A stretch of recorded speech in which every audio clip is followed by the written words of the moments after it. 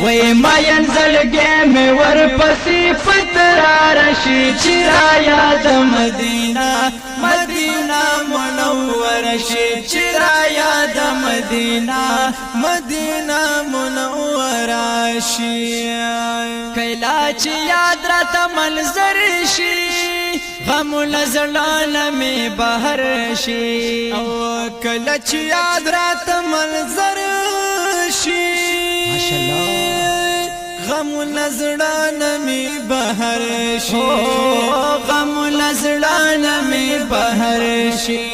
زلم مشغول دشن گنبد پنزار شی چرا یاد مدینہ مدینہ منور شی چرا یاد مدینہ مدینہ منور شی او مین زڑگے میں ورپس پترار شی چرا یاد مدینہ مدینہ منور شی چرا یاد مدینہ مدینہ منور شی اوخ کلے سفر دے یار دکلی خدای رحمتنا پرشندلی اوخ کلے سفر سورہ نساء پنجم سپارہ آیت نمبر 104 سورہ نساء پنجم سپارہ آیت نمبر 104 اللہم صلی علی سیدنا ومولانا محمد وعلى آل سیدنا ومولانا محمد وبارك وسلم عليك سبحانك لا علم لنا إلا ما علمتنا إنك أنت العليم الحكيم رب اشرح لي صدري ويسر لي أمري واحلل عقدة من لساني يفقه قولي رب زدني علما أعوذ بالله من الشيطان الرجيم بسم الله الرحمن الرحيم ولا تهنوا في ابتغاء القوم إن تكونوا تألمون فإنهم يألمون كما تألمون وترجون من الله ما لا يرجون وكان الله عليما حكيما إنا أنزلنا إليك الكتاب بالحق لتحكم بين الناس بما أراك الله ولا تكن للخائنين خصيما واستغفر الله إن الله كان غفورا رحيما ولا تجادل عن الذين يختانون أنفسهم إن الله لا يحب من كان خوانا أثيما يستخفون من الناس ولا يستخفون من الله وهو معهم إذ يبيتون ما لا يرضى من القول وكان الله بما يعملون محيطا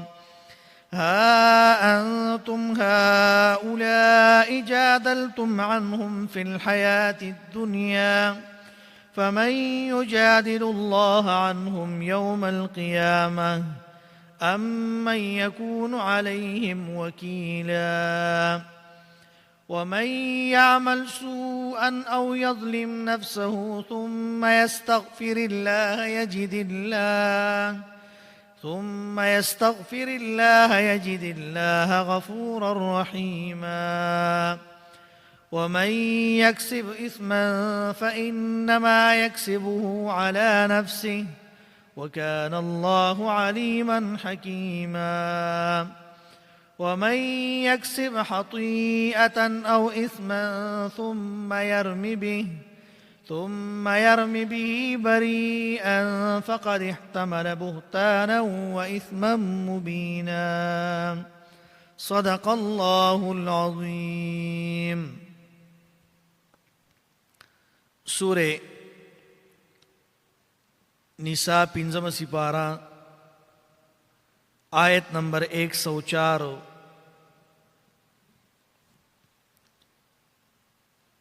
ربط د ما قبل سره دا دی چې کله مخکې د مونځ کولو د هغې ترغیب ذکر شو نو فرمایي هسې نه چې تاسو په مونځ باندې داسې مشغول شئ چې د دشمن سره جهاد کول تاسو نه پاتې شي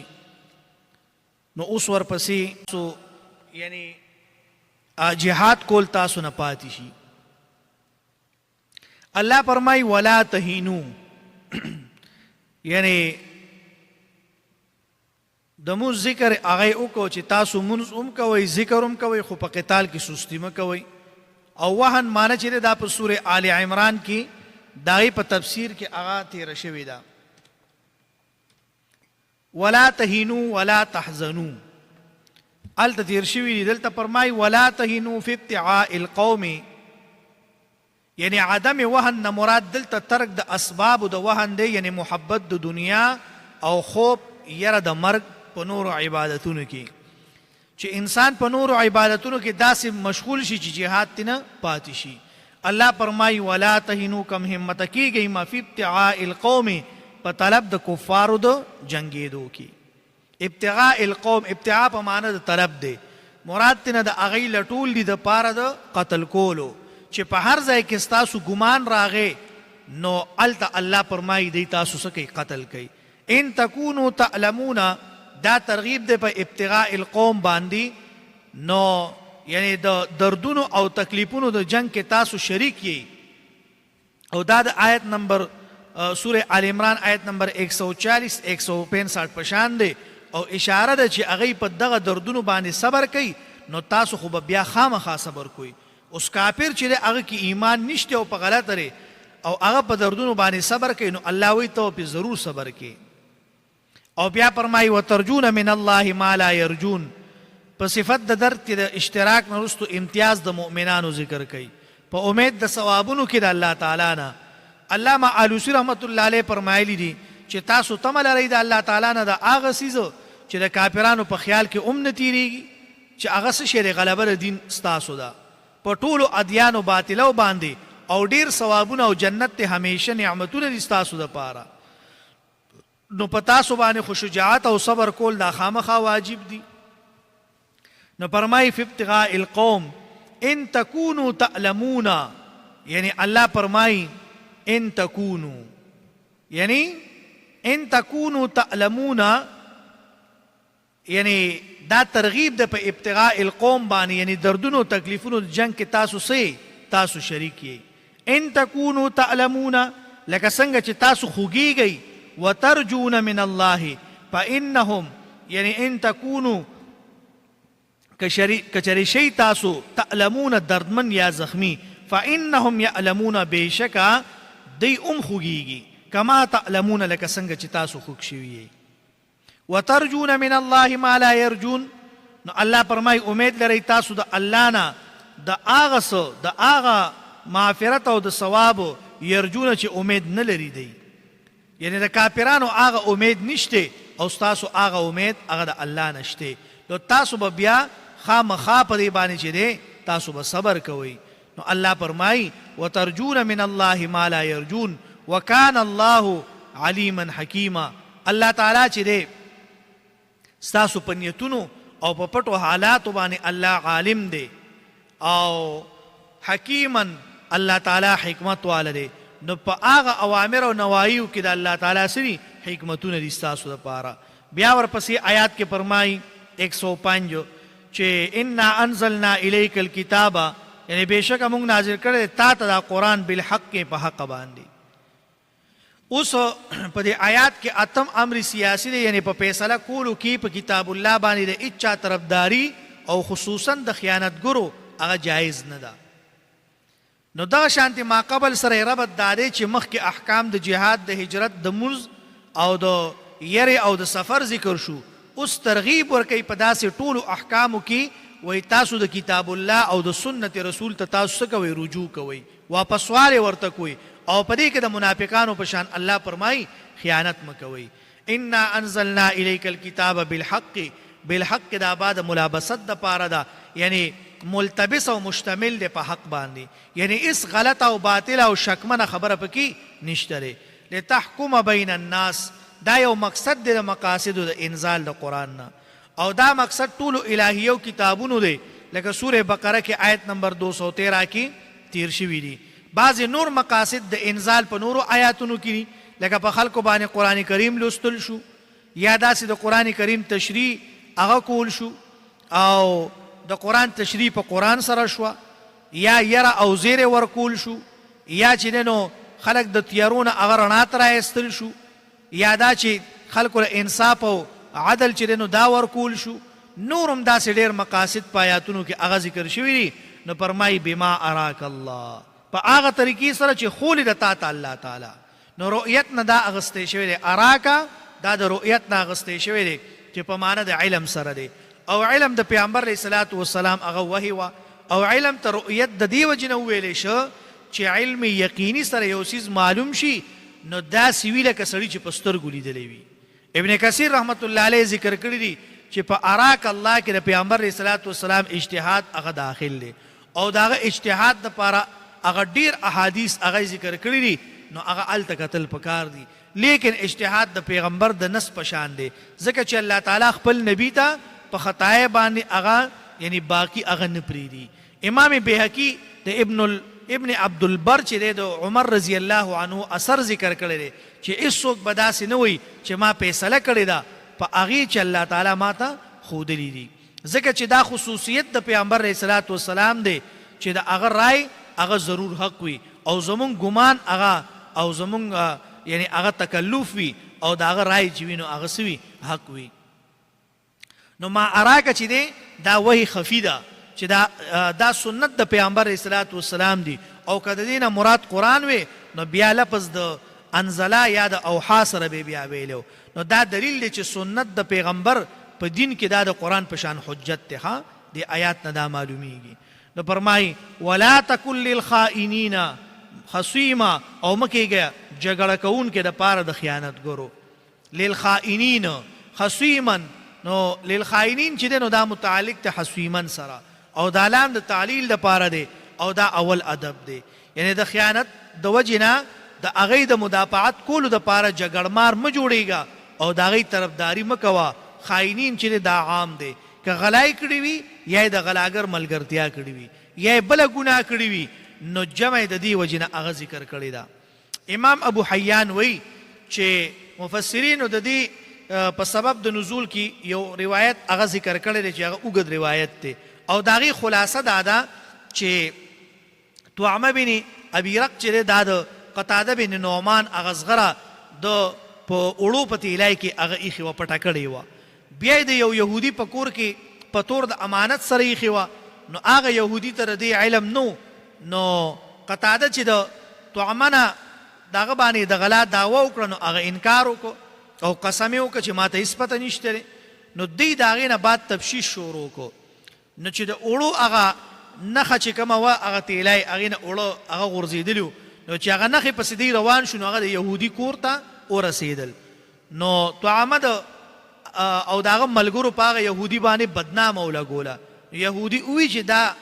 طعمه ما سره په امانت کې ایښې ده. نو طعمه قسم د وجې نه پیغمبر علیه صلات وسلام هغه اراده یې وکړه چې پیغمبر اسلام به طرفداري وکړي او هغه به بري کړي، او غلا به په یهودي باندې ثابته شي، ځکه چې پیغمبر علیه صلات وسلام خو غیبدان اونه. نو الله تعالی دا آیاتونه او دا چې دی نو دې باره کې نازل کړل. نو فرمایي چې ولا تکن مه کېږه ته للخائنین جګړه کوونکې، یعنی للخائنین مه کېږه ته جګړه کوونکې دپاره د خیانتګرو. بیا ورپسې الله فرمایي واستغفر الله، یعنی دا ادب دی، دا دویم ادب دی، بخنه غواړه د الله نه، او بېشک الله تعالی غفور الرحیم دی. ها ولا تجادل عن الذین، اوس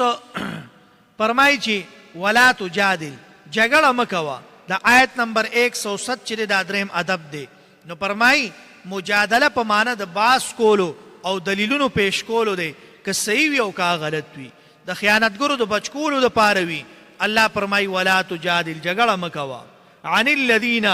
یعنی په باره د هغه کسانو کې، یعنی د طرفه د هغه کسانو نه یختانونه چې خیانتګر دي دی انفسهم، یا خیانت کوي دی د ځانونو خپلو. نو فرمایي چې الذین یختانون، د دې نه مراد چې دی نو دا عام خیانتګر هغه مراد دی، یا اوله جمله کې صرف هغه طرفداري مراد ده او په دې جمله کې د هغې د طرف نه باس کول او وکالت کول مراد دي. دا خو یو شو. دویم فرق کې دا دی چې یا هغه مخکې جمله چې ده د خاینینو سره هغه صرف ډلهبازي او طرفداري مراد ده او په دې جمله کې د سزا نه د بچ کول هغه مراد دي. نو دا آیات دلیل دی چې په چا باندې جرم هغه ښکاره شي نو د هغه دپاره قصد د بچ کولو وکالت کول یا نور څه ذرایع استعمالول دا نه دي جایز. ښه الذین یختانون مراد هغه څوک دي چې غلا کوي یا په دروغ قسم کوي یا د غلاګرو هغه ډله او پره کوي د هغې په باره کې وویل شي چې دی د ځان سره هغه خیانت کوي.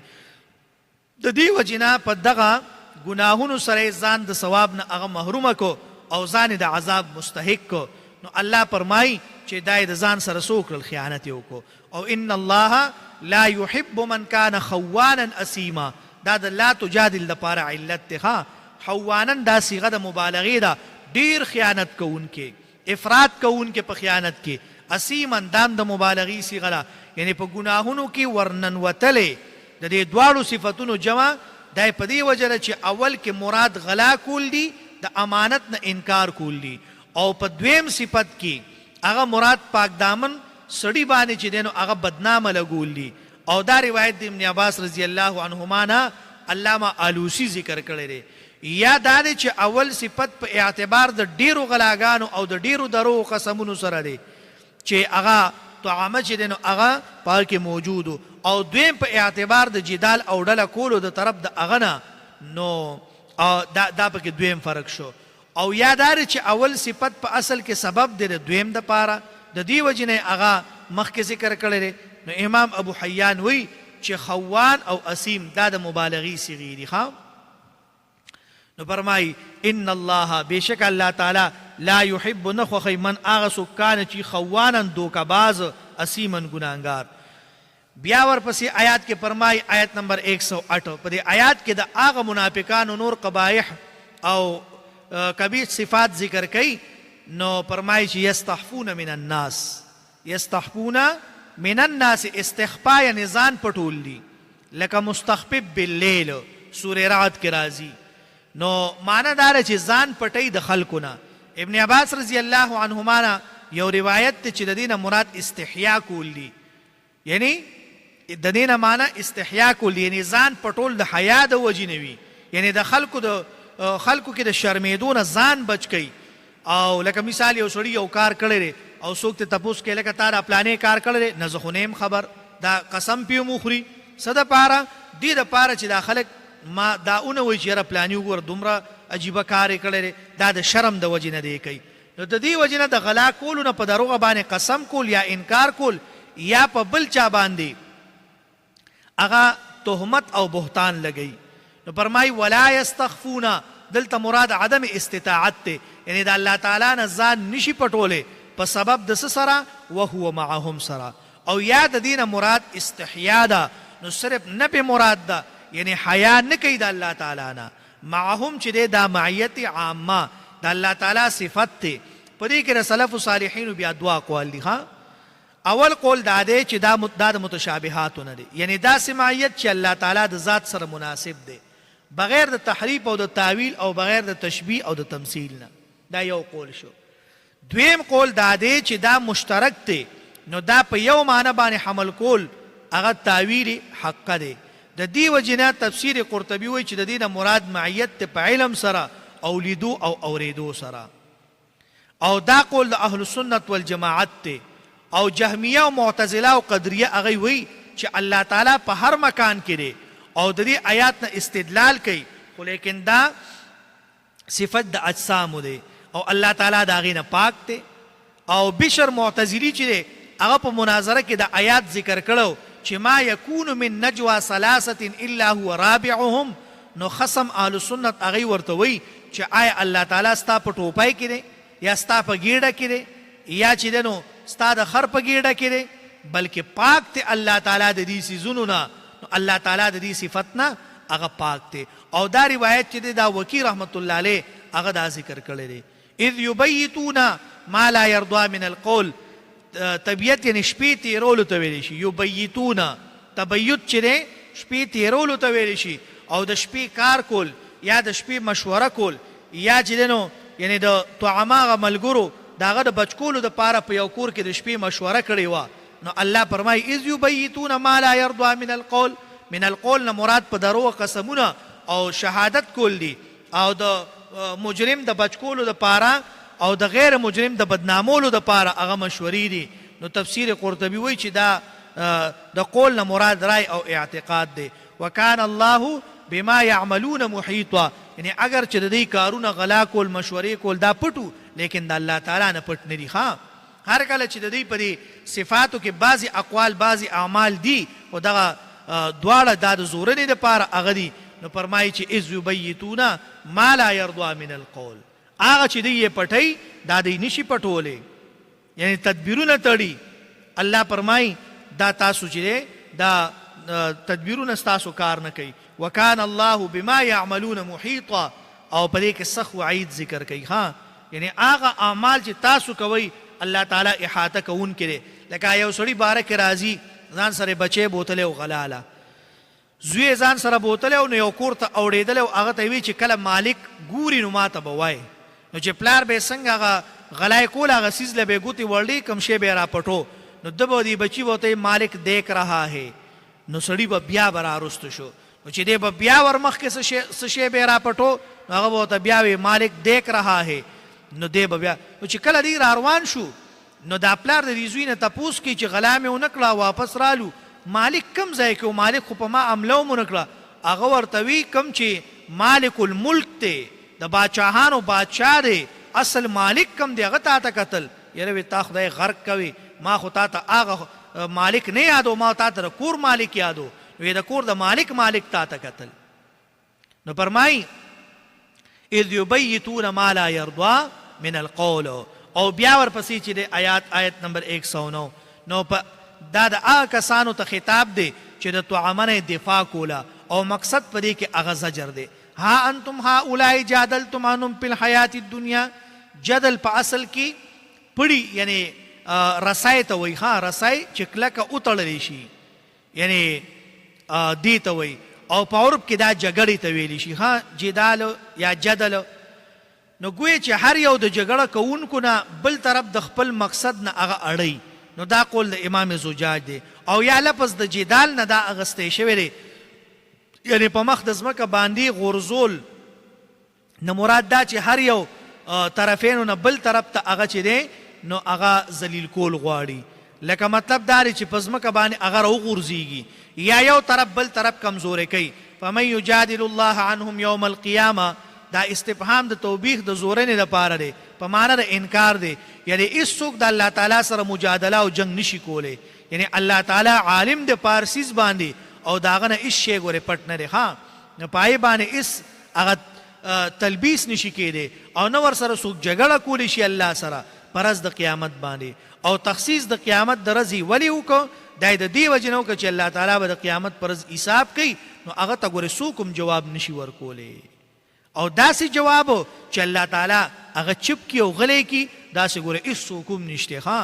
الله څوک غلی کولی نشي نه الله له څوک جواب ورکولی شي. فرمایي امن یکون علیهم وکیلا. ام په معنی د بل سره دی. نو فرمایي چې دلته استفهام کې معنی د انکار موجود ده. وکیل هغه څوک وي چې هغه ته کار وسپارلی شي. دلته په معنی د بچ کوونکي دی د حساب او د عذاب الهیه نه. نو دلته په صله د وکیل کې علا ذکر دی ځکه چې متضمن د معنی د ولایت دپاره. نو فرمایي چې امن یکون علیهم وکیلا. او بیا ورپسې آیت نمبر 110 چې دی 110 نو په دې کې فرمایي د وعیدونو د ذکر کول نه وروسته اوس ترغیب ورکوي څه ته توبې کولو ته. الله فرمایي ومن یعمل سوءا او یظلم نفسه. مفسرینو په دې کې وجه ذکر کړی دي. وجه دا دی غوږ کېده. اوله وجه دلته فرمایي ومن یعمل څوک چې عمل کو سوءا او یظلم. د سوء او د ظلم په مابین کې فرق دی. اول فرق دا دی وجه د فرق یعنی سوء معنی هغه بدکار دی چې خپل هغه بدکار دی چې بل کس هغه خفه کوي. چې دی په یهودي او قتاده باندې بدنامه ولګوله او ظلم چې دا په نفس باندې هغه ګناه چې خاص وي نفس سره لکه دروغه باندې قسم کول دا یو وجه شوه دویمه وجه دا چې د سونه مراد هر ګناه ده بغیر د شرک نه او د ظلم نه مراد شرک کول دي او دریمه وجه دا فرق په مابین د سو او د ظلم کې یعنی سو چې دا ګناه صغیره ده او ظلم چې دا ګناه کبیره ده څلورمه وجه دا چې سو غلا کول دي یا هر ګناه ده او ظلم چې په چا باندې تهمت او بهتان لګول دي ته ظلم ویل شي ثم یستغفر الله بیا بخنه غواړي د الله نه تفسیر قرطبي وایي چې استغفار سره قید د توبې مراد دی ځکه چې استغفار بغیر د توبې نه هغه فائدہ نه ورکوي نو بیا فرمای یجد الله تعبیر په صيغه د وجدان سره وکړو اشاره ده چې گویا مغفرت او رحمت د الله تعالی هغه تیار موجود دی د طلب کوونکو د پاره نو تفسیر قرطبی او صاحب د لباب او امام سفیان هغه د ابن مسعود رضی الله عنهما روایت ذکر کړل دي اوس دې کې عجیب خبره کوي ها دا چې وای دا آیات او آیت نمبر 64 یو دا آیات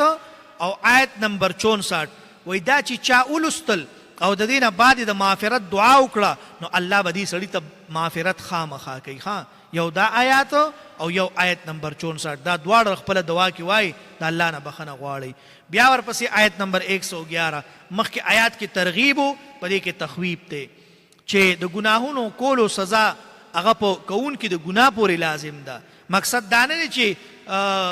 مطلب ګناه دی یو کې سزا دی بل خوري دا خو نه دا عدل نه انصاف نه نو مقصد پر آیات کې دفع د وهم ده که څوک دا وهمو کې چې تو عامه خو ډلکون کې چې موږ د بل چا د بچکول د پاره ګناه کړی دا نو په موږ باندې داغي وبال نشته داغي جواب شو چې ولی نشته ومن یکسب اسما فانما یکسبه علی نفسه کسب چې دا هر هغه قول یا عمل ته ویل شي چې مقصد پکې د ځان د پاره پیدا هغه راخکل وي یا د ځان نه هغه د پد ضرر وي د دې وجنه الله تعالی کارونو ته هغه کسب نشي ویل کېده اسمن چې دا هرې ګناه ته شامل دی کاغه ګناه سوي کاغه ګناه صغیره وي او کاغه ګناه کبیره وي دا ټول پکې چې دا داخل دي پدې کې د خیانت د پاره خصومت او جدال کول دا پکې داخل دي علی نفسه نو غلا چې دا د استیلا د غلبې د ګناه د پاره دی یعنی ګناهګار باندې دی او د ضرر د پاره دی نو فرمایي چې اشاره ده لا تزر وازره وزر اخرى یو کس په بل چا پیټه دا بنی شو چتوله وکان الله دی الله تعالی علیما حکیما او الله تعالی چې نو پوهه او حکمت والده بیا ورپسې آیات کې فرمایي چې وکان الله علیما حکیما یعنی هر ګناه او هر ګناهګار باندې الله عالم دی او سزا ورکول یا معافی دا د حکمت باندې دا بنا دي ها بیا فرمای آیت نمبر 112 دا زجر دی بهتان لګون تا او دا بل قسم ګناه دی او په واقع توعمه کې دا واقع شوی دی فرمای و من یکسب خطیه او اسما په دواړو کې فرق دی په یو سو وجو سره خطیه او اسما اول وجدار علامه طبری هغه وایي چې خطیه عام دی که په قصد سره وي او که بغیر د قصد نه وي او اسم خو خامخا دا په قصد سره وي لکه یو سړی ګناه کوي نو د اراده یې کنه چې ګناه کوي دویمه وجه دا ده چې خطیئه هغه چې بغیر د قصد نه وي او اسم هغه چې دا په قصد سره وي او دریمه وجه دا ده چې د خطیئه د دې نه مراد ګناه صغیره ده او د اسم نه مراد ګناه کبیره ده نو دا هغه ګناهونه ته یعنی دا عام دي چې په واقعیت او عامه کې هغه ذکر شوی دي ثم يرمي به بريئا به ضمیر چې دا اسم تا یا خطیئه یا هر یو تا یا کسب ته چې نو دا راجع دی بری چې هغه څوک ته چې جرم یې نوي کړي او نسبت ورته کیږي او دې ته چې نو بهتان لګول ویلی شي مطلب دا دی چې جرم یې نه کړي او نسبت ورته کیږي نو دې ته سوی بهتان فقد احتمل بهتانا احتمل کې معنی د مبالغه د حمل ده یعنی دا درون بوج دی او بهتان دا د بهت نه اغستې شوی دی او بهت چې نو دا حیرانتیا ته ویلی شي نو بهتان داسې دروغ دی چې اوریدونکو حیران کی حدیث د مسلم کې هغه التبیا ذکر کړي چې رسول الله صلی الله علیه وسلم او فرمایل چې غیبت دی ته ویلی شي چې په یو ورور مسلمان کې هغه صفت په هغه صفت سره هغه یاد کړی شي چې هغه پې خفه کیږي. نو یو صحابي تپوسو که یا رسول الله که چرې هغه صفت په سړي کې موجود وي، پیغمبر اسلام وفرمایل چې بیا هغه صفت په ده کې موجود وي نو دا غیبت دی، او که په هغه کې دا صفت موجود نه وي بیا دا بهتان دی. و اسم مبینا، او ګناه لویه، یعنی ګناه لویه، یعنی دغه کس ګناهګار شو په دوو ګناهونو سره، یو کسب دغه ګناه او دویم ګناه د بهتان دی. بهتان یې مخکې ذکر کو ځکه چې دا ډېرې خطرې والا او دا هیبتناک ګناه دی.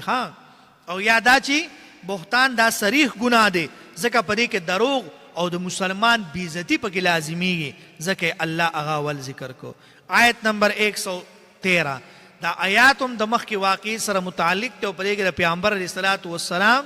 عظمت شان او عصمت هغه ذکر کړی دی په شپږو طریقو سره. څنګه شپږ طریقې؟ نمبر 1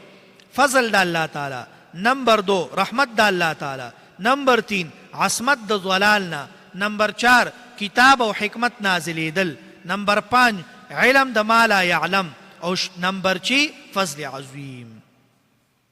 نو فرمای ولولا فضل الله، کچری نوې فضل د الله تعالی علیک پتا باندې، ورحمتو رحمت د الله تعالی، لهمت طائفه منهم، نو خامخا قصد بکړو یعنی یو ډلې منهم د دینا ان یضلوکا، دا چې سکی یعنی د دې خبر نه چې خطا کی تا، دا بنوای چې گمراه کی، خواه پیغمبر گمراه کیږي نه، دا چې خطا کی نو خامخا دی خطا کړی به وي تو په فیصله د دروغ قسمونو د وجنه، خدا پتا د الله فضلو سی ورته وی پیغمبر ته وی چې دا پتا د الله فضل له، او د فضل نه مراد دلته وحی را لیږل دي. د دې آیاتونو خصوصا چې په دې کې د مجرم معلومېدل هغه وشو، د رحمت نه مراد عصمت د پیغمبر دی د غلطې فیصلې نه چې الله څه وکړل هغه بچ کو، یا د فضل نه مراد عامه وحی د قرآن ده، او د رحمت نه مراد د دې خاص آیاتونه د وحی دي. نو مراد د فضل نه وحی جلی ده او د رحمت نه مراد وحی خفی ده. لهمت طائفة منهم ان یضلوک، د اضلال نه مراد خطا کول دی په فیصله کې، چې مطلب دا دی چې بری کس باندې د غلا او د لاس پرې کولو حکم کړی وي او خیانتګري هغه بچ کړی وي. وما یضلون الا انفسهم، د دې وجې نه وبال او سزا د ګمراه کولو په دنیا او آخرت کې په دې باندې واپس راځي، ځکه چې څوک بل څوک ګمراه کوي نو دغه کس اول په خپله ګمراه شي بیا دې بل ګمراه کوي. لکه څنګه الله فرمایي وما یخدعون الا انفسهم وما یضرونک من شیء. صاحب د لباب وی چې د دې دوه وجې دي. اوله وجه دا چې الله تعالی د طرف نه د خپل پیغمبر صلی الله علیه وسلم سره په مستقبل کې د عصمت وعده وه، او دویمه وجه دا چې دا موجوده واقعه کې مراد دی، یعنی دی اگر چې کوشش وکړو لیکن تی په ګناه کې واقع نه کړي، ځکه چې تا په اعتبار د ظاهر سره فیصله کوله او قاضي چې په ظاهر شواهدو باندې فیصله وکړي او خطا شي نو ګوره په دې قاضي باندې بیا ګناه نی. وانزل الله علیک الکتاب، نازل کړی الله تعالی کتاب پتا باندې کتاب، والحکمت او حکمت. نو فرمای چې ګوره الله تعالی پتا باندې کتاب حکمت نازل کړی او پتا باندې داغي تبلیغ او داغي فیصله هغه پتا باندې پرس کړی دي، نو خامخا ستا عصمت پکې ستا خیال بساتی، الله بتا د دین بچ کړي. نو د کتاب نه مراد قرآن کریم دی او د حکمت نه مراد احادیث د پیغمبر دي. دا دلیل دی چې احادیث صحیحه نازل شوی دي، یعنی دا نازل شوی وحی ده لیکن هغه ته وحی خفی ویل شي. وعلمک ما لم تکن تعلم، دا جمله مخکم تیر شوی ده په سوره بقره کې. نو فرمایي چې ما لم تکن تعلم نه امور د دین مراد دي، چې هغه اسرار او رازونه او حکمتونه د قرآن او د سنت دي. نو الله فرمایي هغه تا ته معلوم نه دي، او د آینده لپاره به تا ته علم درکو مونږه، خو منافقان تا نشي گمراه کولی. نو فرمایي چې وعلمک ما لم تکن تعلم وکان فضل الله علیک عظیما. د دې نه مراد هغه انعامات دي چې هغه خاص دي په اخیری پیغمبر سره، او د هغه د بعثت عموم او د هغه څه شی ختم نبوت ته چې پیغمبر علیه السلام نه بعد بل نبی راتلو والی نشته، بل دا چې ډېرې معجزې ورته الله ورکړي دي. نو فرمایي چې وکان فضل الله، دا فضل د الله تعالی دی علیک پتا باندې عظیما ډېر لوی. نو دا ګوره د الله فضل دی په پیغمبر باندې چې دا سیزونه ورته ورکړي دي او دغه شان دي چې دی. نو الله فرمایي چې دا ما پتا باندې څه کړی دی فضل می کړی ترجمه ته وګورئ فرمای ولا تهینوا او مکوي سستی فی ابتغاء القوم پلټولو د قوم د کافرانو کې ان تکونوا تعلمون کچری تاسو دردمند تعلمون معنا دردمند فانهم بشکاغی یعلمون دردمندی څنګه چې تاسو خوښ شوي داسې غیم خوږ دي کما تعلمون لکه څنګه چې تاسو دردمن یې وترجون من الله امید ساتي تاسو د الله نه ما لا يرجون د آس چې امید نه ساتي دی وکان الله دی الله تعالی علیما یعنی په حکیما حکمت والا انا انزلنا الیک الكتاب بشک موږ نازل کړی تا ته کتاب بالحق په حق باندې لتحكم بين الناس چې فیصله وکړي ته په منځ خلکو کې بما اراك الله الله فرمای په هغه طریقه چې ښودلې تا ته الله تعالی ولا تکن للخائنین او ما جوړیږه ته د پاره د خیانت کوونکو خصیما جګړمار واستغفر الله بخنه غواړه د الله نه ان الله بشک الله تعالی کان دی غفور الرحیم الله بخون کې مهربان ولا تجادل عن الذين جګړه مکوت عن الذين د طرف دا کسانو یختانون چې خیانت کوي انفسهم د ځانونو خپلو ان الله بشک الله تعالی لا يحب من من اغچا سرا کانا چې وی خوانا غټ خیانتګر اسیمن ګناګار یستخفون او ځان پټی دی من الناس د خلقنا ولا یستخفون نشي پټول ځان من الله د الله نه وهو حال دار چې هغه معهم دی سره دی اذ یبیتون کله چې مشورې کوي دی نو د شپې ما لا يرضى د هغه څه چې نیخ وخی الله من القول د وینانا وکان الله دی الله تعالی بما پاسبانی یعملون چې دی کوي محیطا احاطه کوونکې ها انتم یلی خبردار تاسو ها اولای هغه خلک جادلتم چې جګړه کوي تاسو عنهم د طرف دینا فی الحیات الدنیا په ژوند دنیا کې فمن یجادل الله سوک چې جګړه وکي الله سره عنهم د طرف دینا یوم القیامت پرواز د قیامت باندې ام یکونو یا سوک بشی علیهم د دی وکیلا زموار ومن یعمل او سوک چې اوکی سو ان یعنی بدی او یظلم یا زیاتی اوکی نفسو د خپل ځان ثم یستغفر الله او بیا بخنو غواړي د الله نه یجد الله نو بیا بمومی الله غفور الرحیم ډیر بخون کې او مهربان ومن یکسب او سوک چې کوي اسمن گناه په انما بشکا یکسبه کوي اغا علی نفسه نو یعنی ضرر به په خپل ځان وي وکان الله دی الله تعالی علیما پوا حکیما حکمت والا ومن یکسب او سوک چې کوي خطیئه یعنی گناه په خطا سره او اسمن یا گناه په قصرا ثم يرمي به بريئا او بیا تهمت لګی داغي په بی گناه خلکو باندې فقد احتمل یقینا اوچت کو دو بهتان او اسم مبینا یا گناہ کارا ولولا فضل الله او کچری نو فضل د الله تعالی پتا باندې اے پیغمبرا ورحمته رحمت د الله لهم طائفه منهم نخامخا پوخ کست کړو یو ډلې منهم د دې منافقانو نه د دې خیانت ګرونا ان يضلوک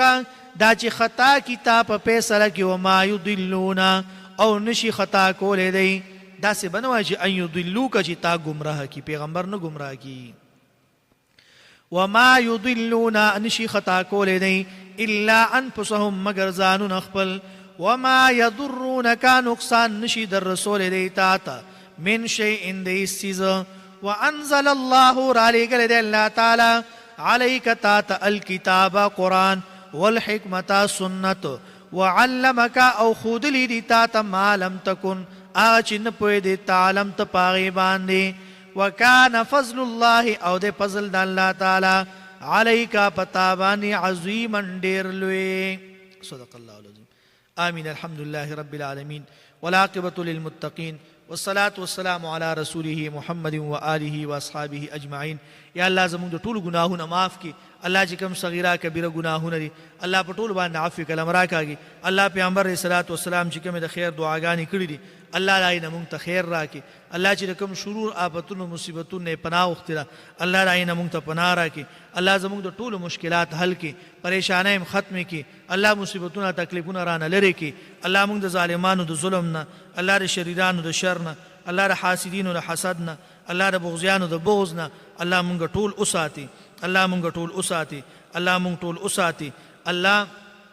چې سوره بیماران دي داسې بیماری چې لا علاج بیماری دي الله دای علاجونه ستا په خزانو کې شته الله هغه ټول مسلمانانو نارینه او زنانو بوډاګان ماشومان ټول ته الله شفای کامله عاجله نصیب کړي الله زموږ د دین کار والے الله تر قیامت پورې موږ د دین کار د پاره تر مرګ پورې قبول او منظور کړي الله زموږ د ټول مشکلات حل کړي پریشانۍ ختم کړي مصیبتونه تکلیفونه رانه لري کړي الله د قران کریم دا درس په خپل دربار کې قبول او منظور کړي الله کار زموږ نواله چې ته په خوشاليږي دا کار نه موږ اوساتي چې ته په خفقېږي او ته په ناراضه کېږي او سبانه به ان شاء الله شل منټه پاسه په 2 بجې باندې با درس په شروع کو دا 10 منټه چې اوس 2 بجې بانګ وای نو دا 10 منټه چې ورپسې دا بده مزد پاره نو شل منټه یا 30 منټه پاسه په 2 بجې باندې به ان شاء الله مستقل درس په شروع کیږي نو سبانه به شل منټه په 2 بجې باندې به ان شاء الله د ماخام اغا درس پکو نو تاسو ټول له پکار دادی چې مخکې نه تاسو خپل ځانونه برابروي او مطلب دا چې مونږ تاسو کوی چې شل منټه 2 بجو له تاسو فارغي وصلی الله تعالی علی خیر خلق محمد و علیه